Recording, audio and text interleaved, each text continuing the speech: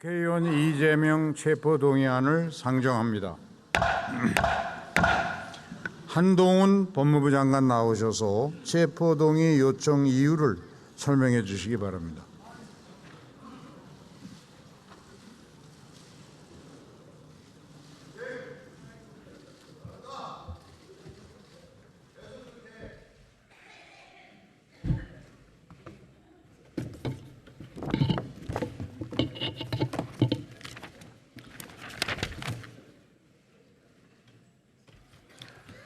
법무부 장관입니다. 대한민국 정부를 대표하여 국회의원 이재명에 대한 체포 동의 요청의 이유를 말씀드리겠습니다.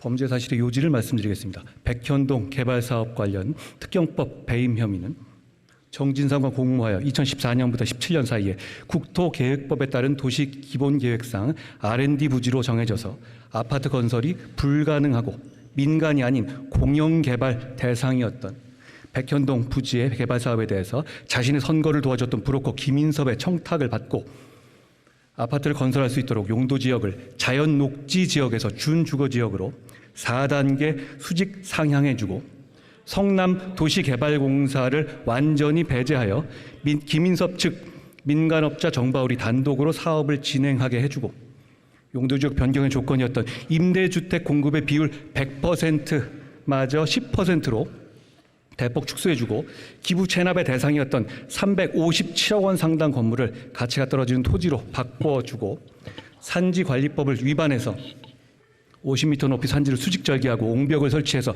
아파트 5개 동을 더 지을 수 있게 해주는 등 다수의 불법 특혜를 제공함으로써 김인섭 측의 정바울은 1,356억 원 상당의 이익을 취득했고 김인섭은 정바울로부터 이재명 시장에 대한 청탁의 대가로 77억 원을 실제로 수수했으며 공사가 사업에 참여했을 경우에 얻을 수 있었던 최소 확정 이익 200억 원을 받지 못하게 돼서 공사에 최소 200억 원 상당의 손해를 가했다는 겁니다. 검사 사칭 공직선거법 위반 사건 관련 위증교사 혐의는 자신의 검사 사칭 관련 공직선거법 위반 사건의 재판이 진행 중이던 2018년 김병량 전 성남시장의 수행비서였던 김진성이 당시 내용을 알지 못한다고 분명히 말했음에도 불구하고 직접 여러 차례 전화로 김진성에게 자신이 원하는 대로 허위 증언해달라고 요구하여 김진성으로 하여금 2019년 2월 성남지원법정에서 사실과 달리 검사 사칭 수사 당시 전 성남시장 김병량과 KBS 간에 최초로 PD에 대한 고소는 취소하고 이재명 의원만 주범으로 몰기로 하는 협의가 있었다는 취지로 허위 증언을 하도록 위증을 교사했다는 겁니다.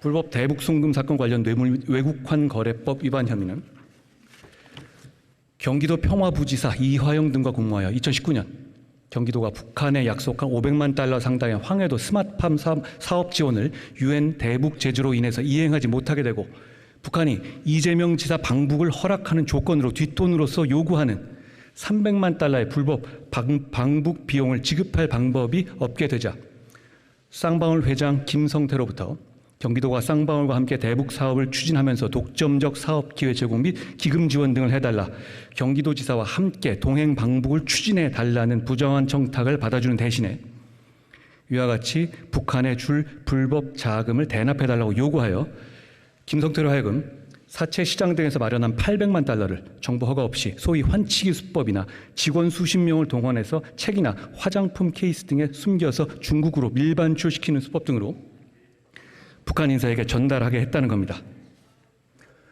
이제 각각의 혐의에 대해 설명드리겠습니다. 먼저 성남시에서 일어난 전형적 지역 토착 비리 혐의인 백현동 개발 범죄 혐의입니다. 이 시장 측과 김인섭의 유착 관계에 대해서 먼저 말씀드리겠습니다. 이재명 의원과 정진상의 분신과 같은 관계에 대해서는 모두 잘 아시리라 생각합니다. 김인섭은 성남을 중심으로 선거에 개입해온 선거 브로커로서 2006년에 정계에 입문한 이 의원의 성남시장 선거에서 선대본부장을 맡아서 이재명 캠프를 총괄했고 2010년 및 2014년 성남시장 선거에서 사비로 여론조사를 실시, 선거사무소 마련, 선거 전략 수립, 후원금 마련 등 이재명의 당선을 도운 핵심 인물이었습니다.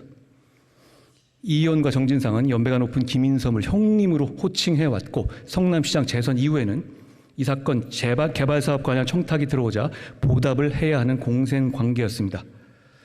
또한 그런 이재명 시장과의 특수관계 때문에 김인섭은 이재명 성남시의 외부 실세로서 공무원들의 인사와 각종 인허가에 개입하는 성남시의 로비스트, 인허가 해결사, 허가방 등으로 알려진 인물이었습니다. 김인섭은 정바울에게 이재명 시장 측에 대한 청탁의 대가로 거액을 요구했고 그 중에 절반은 두 사람, 즉 이재명 시장과 정진상의 몫이라고 했습니다. 불법 특혜 제공으로 민간 업자에게 거액의 이익을 가져다주고 로비를 맡은 측근이 그 대가로 수십억을 취득하게 해서 이를 향후 선거 정치 자금으로 삼으려 한 것이 이 사건 범행의 동기입니다.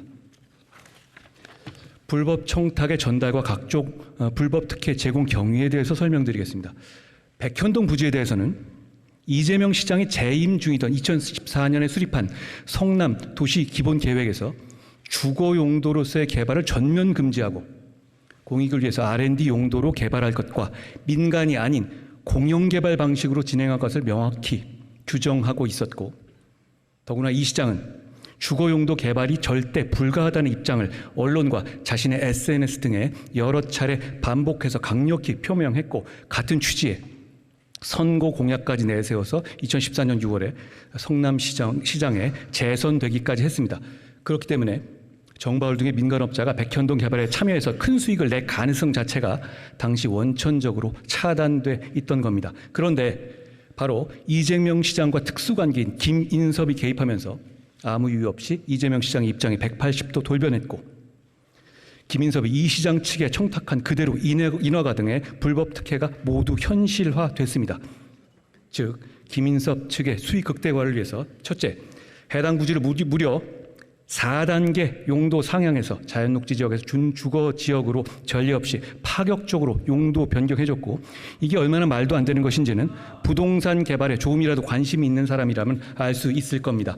둘째, 정해진 공영개발은 고사하고 성남 시민의 개발 이익 확보 수단인 공사를 아무 이유 없이 사업에서 완전히 배제해줬으며, 셋째, 기부 체납 대상 중에서 357억 원 상당의 R&D 건물을 개발 가능성도 없고 경제 가치도 낮은 정바울 소유의 토지로 교체해줘서 기부 체납 의무도 비정상적으로 축소해줬고, 넷째, 임대주택 1만 호 공급이 이재명 시장의 재선 공약이었음에도 임대주택의 비율을 100%에서 10%로 축소해줬으며, 다섯째, 분양 세대주를 늘려주기 위해서 산지관리법에서 금지하고 있던 말도 안 되는 옹벽 설치를 불법적으로 허가해 줬습니다.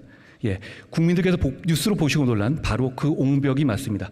김인섭의 말도 안 되는 청탁을 들어준 겁니다. 성남시의 일부 담당 공무원들은 명확히 정해진 기존의 계획에 어긋난다는 이유로 반대했지만 이재명 시장의 뜻이라는 이유로 묵살되었고, 이재명 시장으로부터의 인사 불이익을 우려한 나머지 인사 비용을 잘 봐주라는 정진상 지시에 따라서 김인섭 측에 유리하도록 업무를 위법 부당하게 처리했습니다.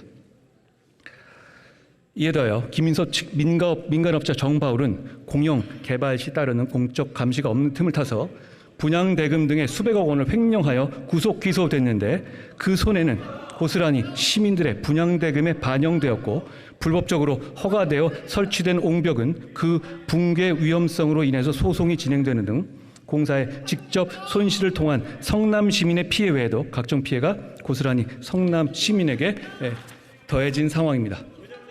다음으로 위증교회 교사 혐의에 대해서 설명드리겠습니다. 이재명 의원은 2018년 경기도지사 후보 TV 토론에서 과거 유죄 판결을 받은 소위 검사 사칭 사건에 대해서 얘기하면서 가담 사실을 부인하면서 누명을 썼다고 허위 발언했는데, 이로 인해서 공직선거법 위반죄로 기소되어 재판받게 되었고, 유죄 판결 시 도지사 직역이 상실되고 향후 대통령 선거에 출마가 불가능해지는 상황이었습니다. 2002년 검사 사칭 사건 당시의 피해자였던 김병량 성남시장이 이미 사망한 상황에서 반론을 제기할 당사자가 없다고 생각한 이재명 지사는 허위 증언을 통해서 재판을 방해하기로 계획하고, 앞서 설명드린 백현동 개발 비리 사건과도 관련되어 있는데, 이 지사는 마침 2002년 당시에 김병량 성남시장의 수행비서로 근무했던 김진섭이 김진성이 김인섭을 도와서 백현동 개발 사업의 인허가 알선에 관여하고 있어서 자신이 영향력을 행사할 수 있다는 사실을 알고 정진상과 김인섭을 통해서 김진성에게 접근하여 허위 증언을 요구했습니다. 이 지사로부터 수차례 전화통화를 통해서 집요하게 위증 요구를 받은 김진성은 이 지사가 요구하는 내용에 대해서 모른다고 답했지만 이 지사의 거듭된 요구에 위증하기로 수락하고 위증에 대한 부담으로 당초 처음 재판길에 불출석까지 했다가 현직 도지사의 요구를 거절하기 어렵고 거절할 경우에 김인섭으로부터 백현동 사업 알선 대가도 받지 못할 것을 우려한 나머지 이 지사가 요구하는 대로 재판에서 위증했습니다. 이 위증은 그냥 위증이 아니라 재판 결과에 직결된 재판 결과를 뒤바꿀 만한 위증이었고 결국 이재명 지사에 대해서 무죄가 선고돼서 확정됐고 그 결과 이재명 지사는 경기지사 임기를 무사히 마치고 대선에까지 출마할 수 있었습니다. 다음으로 불법 대북 송금 관련 뇌물 및 외국환 거래법 위반 혐의에 대해서 설명드리겠습니다. 자신의 정치적 입지 확보를 위해서 조폭 출신의 사업가와 결탁하여 개인적 이익을 위해서 거액의 외화를 유엔 대북 제재까지 위반해가며 불법적으로 북한에 제공하여 국제 안보까지 위협한 중대 범죄 혐의입니다. 남북 평화 분위기 조성과 2018년 4월 1차 남북 정상회담 등에 대한 국민 관심 고조로 대북 이슈의 정치적 효용이 커지다 이재명 지사는 경기도 지사 선거 공약에 다수의 남북 교류 협력 사업 관련 공약을 제시하고 도지사 취임 직후에는 지자체 최초로 평화부지사와 평화협력국을 신설해서 이화영을 평화부지사로 임명하는 등 경기도의 대북 사업을 적극적으로 추진하기로 계획했습니다. 그런데 2018년 9월에 열린 제3자 남북 정상회담의 특별 수행단 선발에서 박원순 서울시장, 최문순 강원도지사 등은 포함된 반면 이재명 지사는 제외됐고 이에 이재명 지사는 중앙정부와 별개로 경기도의 독자적인 대북 사업과 자신의 방북을 추진하게 됐습니다. 이를 위해서 경기도 평화부지사 이화영을 신을 대리한 의원 여러분, 국민들이 관심을 가지고 지켜보고 있습니다. 좀 의석에서 조용히 경청해 주시고 한동훈 법무부 장관께서는 좀 요약해서 설명해 주시기 바랍니다.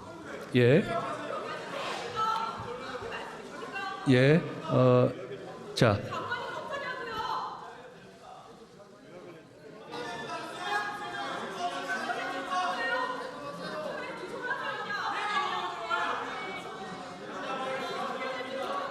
대북 제재로 인해서 경기도에서 그런 북한 지원을 하는 것이 불가능하다는 것을 알게 되자 경기도의 대북 사업과 자신의 방북이 수포로 돌아갈 것을 우려해서 북한에 돈을 줄 방법을 찾게 됐고 결국 쌍방울 회장 김성태에게 그 돈을 대신 내게 한 겁니다.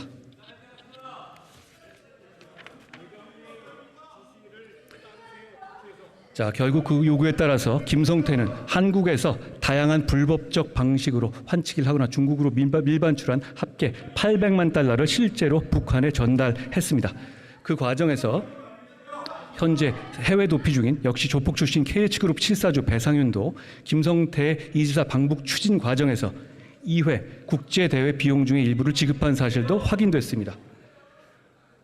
증거 설명입니다. 시간 관계상 극히 일부 증거만 예시하여 설명드리겠습니다. 백현동 사업 관련입니다. 이재명 의원은 김인섭과의 유착관계 자체를 부인하며 2010년 성남시장 당선 후에 김인섭을 멀리했다고 주장합니다. 그러나 이재명 의원 주장과 달리 2014년 재선 때도 김인섭이 자비로 선거사무소로 쓸 사무실을 마련하고 차명 후원금 1,000만 원까지 냈음을 보여주는 2014년 계좌거래 내역과 선거 후원금 내역, 선거사무소 건물주 이름을 빌려준 김인섭 지인 2명의 진술, 이재명 의원의 주장과 달리 수십 년간 김인섭이 이 의원의 선거와 정치활동을 지원했다는 김인섭, 유동규 등 측근들의 일관된 진술,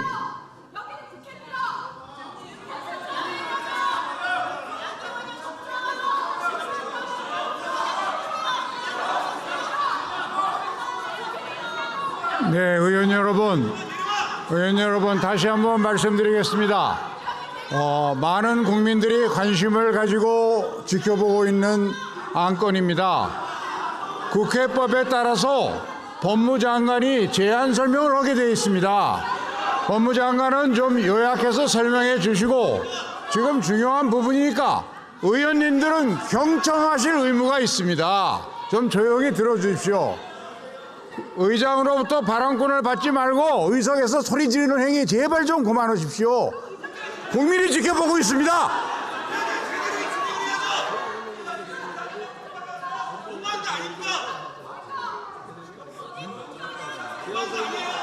아니, 증거는 제시해야지. 증거 제시가 제일 중요한 쟁점이에요.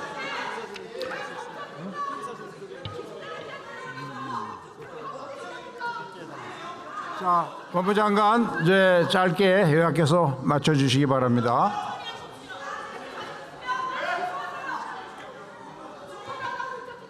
자, 이재명 의원을 비롯해서 민주당 의원들께서 이 사안 자체가 증거가 없다고 주장하고 계시기 때문에 저는 국민들 앞에서 설명할 의무가 있는 겁니다.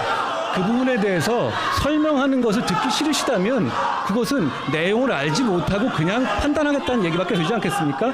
저는 국무위원으로서 여기서 그 내용을 설명할 임무가 있습니다. 그 임무를 다하겠습니다.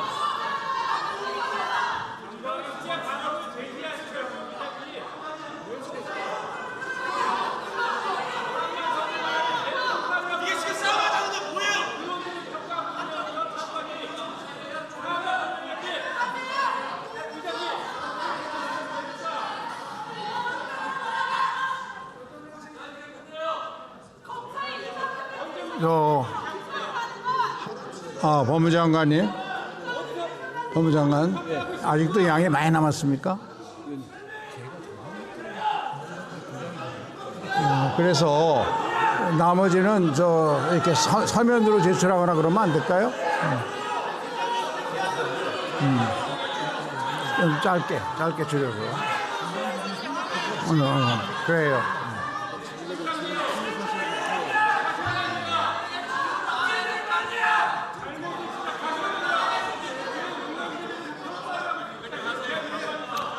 자, 말씀드리겠습니다. 자, 의원님들, 법무장관이 요약해서 설명하기로 했으니까 잠시 경청해 주십시오.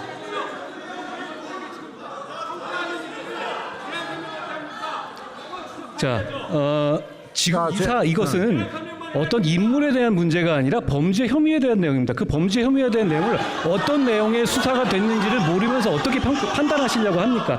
당연히 저는 이걸 설명할 의무가 있고요.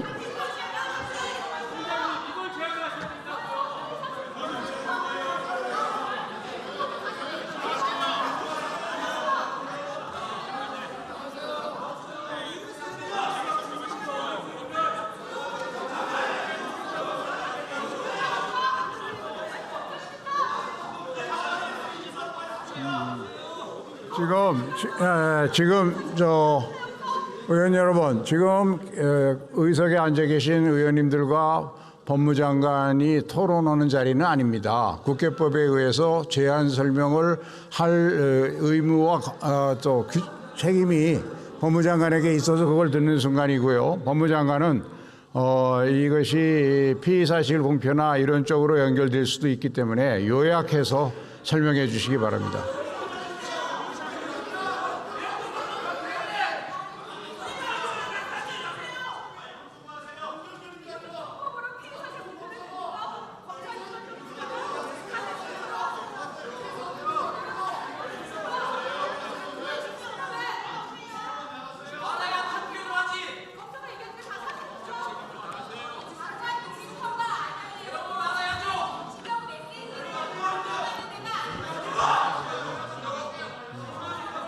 저는 국무위원으로서 이재명 의원의 범죄 혐의를 국민들 앞에서 설명할 의무가 있습니다. 그걸 방해하시는 이유를 제가 이해하지 못하겠고요.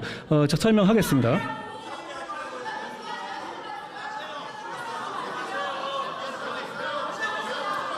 자,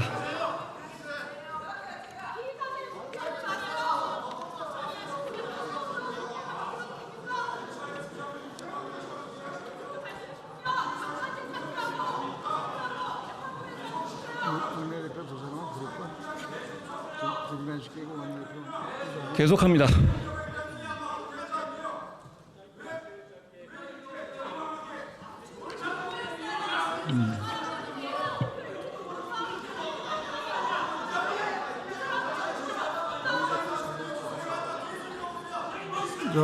법무장관 잠시 중단해 주시고요.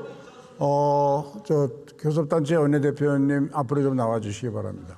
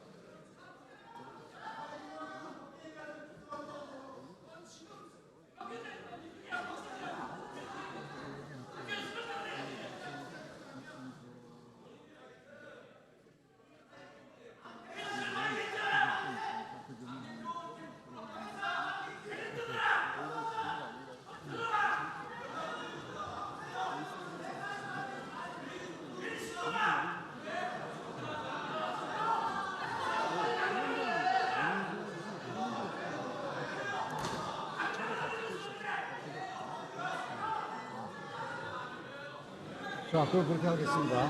자, 의원 여러분, 예, 의원 여러분, 예, 좀 조용히 해주시죠.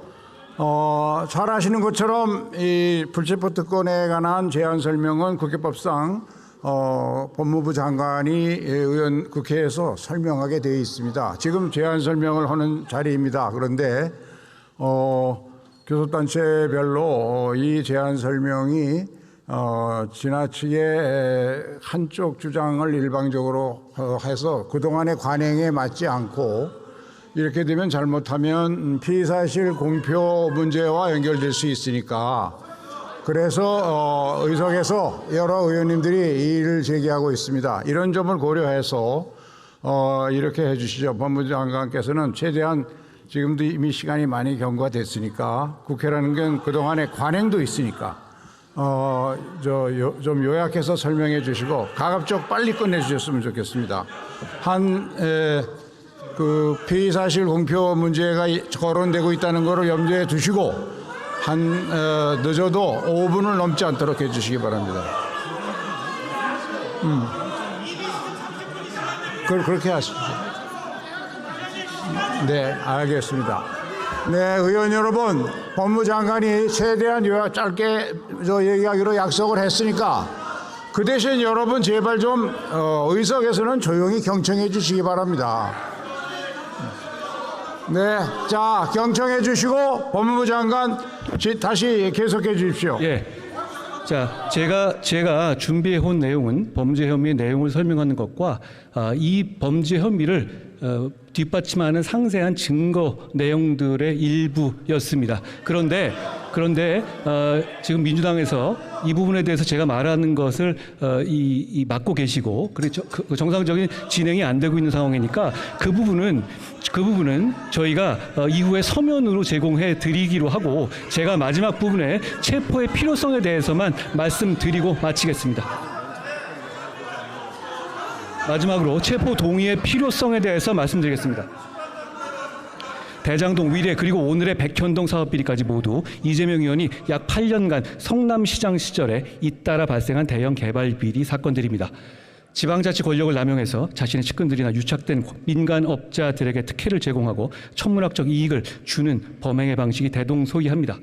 하위 실무자들에 대한 책임 전가 등 행태와 허위 증거 작출 등의 대응 방식도 매우 유사하며 이러한 갖가지 사법 방해 행위들의 최대 수혜자는 이재명 의원이었습니다. 한 번은 우연일 수 있지만 이재명 의원 범죄 혐의들은 동일한 범행과 동일한 사법 방해 행태가 반복되고 있습니다. 이 사건은 다수의 관련자가 조직적으로 관여한 범죄로서 이 의원의 정치적 지위와 지금까지의 수사 과정 등을 고려하면 공범들이나 참고인들에 대한 회유와 압박을 통한 증거 인멸의 염려가 큽니다. 백현동 사건 관련해서 이재명 의원은 국토비 협박 등으로 용도 지역 변경을 허가해 줄 수밖에 없었다는 등 사후에 급조한 허위 사실관계를 주장하면서 사건 관련자들에게 가이드라인을 제시한 바 있고 바로 그 내용의 공직선거법 위반 허위사실 공표죄로 재판을 받고 있습니다. 게다가 공직선거법 위반으로 기소되자 본인이 직접 또는 전영수 비서실장 등을 동원하여 백현동 사건의 용도 지역 변경 등 업무를 담당했던 공무원들에게 마치 국토부에서 용도 지역 변경을 협박했던 것처럼 진술해달라고 집요하게 회유 또는 압박했던 사실도 드러났습니다. 이는 이재명 의원이 김진성에게 위증교사를 했던 것과 거의 같은 방식이었습니다.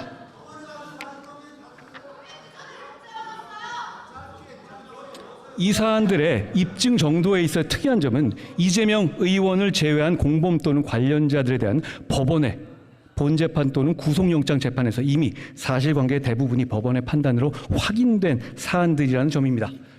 백현동 사건에서 김인석과 정바울은 이미 법원 심사를 거쳐서 구속됐고 대북송금 사건에서 이화영과 김성태, 쌍방울 부회장 방용철과 경기도 평화협력국장 신명섭, 아태업 회장 안부수 모두 법원의 심사를 거쳐서 구속됐습니다. 김진성은 처음에 이 의원 위증교사에 대해서 부인하다가 법원의 구속영장 신문 이후부터 범죄 사실을 털어놨습니다. 실제로 대장동 위례 사건부터 오늘 이 사건까지 이재명 의원이 공범이나 관련자로서 법원 심사를 거쳐서 구속된 사람이 총 21명이나 되고 불구속 기소된 사람은 더 많습니다. 이러한 대규모 비리 혐의 정점은 이 의원이고 이 의원이 빠지면 이미 구속된 실무자들의 범죄 사실은 성립 자체가 말이 안 되는 구조입니다. 예를 들어서 김인섭은 이재명 시장에 청탁하는 대가로 77억 받은 혐의로 구속됐고 자백했습니다. 상식적으로 이런 범죄 혐의들의 정점이자 최대 수혜자인 이 의원을 빼고 실무자급만 모두 구속되어 있는 것도 형평에 맞지 않습니다. 다들 아시다시피 이재명 의원 변명은 매번 자기는 몰랐고 이 사람들이 다 알아서 한 것이라는 겁니다. 그게 아니라는 증거들도 말씀드린 대로 많지만 상식적으로 그게 가능하겠습니까? 예를 들어서 평화부지선은 북한 이슈를 다루기 위해서 원래 없던 자리를 이재명 지사가 만든 자리인데 그런 평화부지사가 북한과의 교섭을 자기 몰래 했다는 이재명 의원의 주장은 비상식적입니다. 현 정부의 출범 이후 지금까지 체포 동의 요청에 대한 국회 표결이 5번 있었습니다. 그중 국민의힘 하영재 의원 건만 가결됐고 나머지 건들은 모두 부결됐습니다. 그때마다 민주당은 부결한 이유를 한결같이 검찰의 조작이고 부당한 영장 청구이기 때문에 부결한 것이라고 했습니다. 그런데 돈봉투 사건의 체포 동의안 부결 당시 검찰의 조작이라던 윤관석 의원은 며칠 전 공개법정에서 돈봉투 20개를 수수한 사실을 자백했습니다. 본인도 다 털어놓은 마당에 아직까지도 검찰의 조작이고 부당한 영장이었다고 말씀하실 분은 이제는 없을 거라고 생각합니다. 그런데 이제 이 사건에 대해서 이재명 의원은 검찰의 조작이라는 똑같은 말을 하고 있습니다. 두 달 전인 7월 18일 이재명 의원이 속한 민주당 의원 168명 전원은 불체포 특권의 포기를 결의했습니다. 석 달 전인 지난 6월 19일 이재명 의원은 바로 이 자리에서 저에 대한 정치 수사에 대해서 불체포 권리를 포기하겠습니다라고 국민들께 자발적으로 약속했습니다. 여기 계신 민주당 의원님들도 이재명 의원이 임명한 혁신위도 그 약속을 높이 평가했습니다. 누가 억지로 시킨 약속도 아니었습니다. 심지어 조작 수사라고 해도 불체포 특권을 포기하겠다며 정당한 수사니 뭐니 하는 부가 조건을 달지도 않겠다고 스스로 명시적으로 약속한 것이어서 다른 해석의 여지도 없습니다. 지금은 주권자인 국민들께 한 약속을 지킬 때입니다. 고맙습니다. 네, 한동훈 법무장관 수고하셨습니다. 네, 그러면 이 안건을 국회법 제112조 제5항에 따라 무기명 투표 방식으로 표결하겠습니다.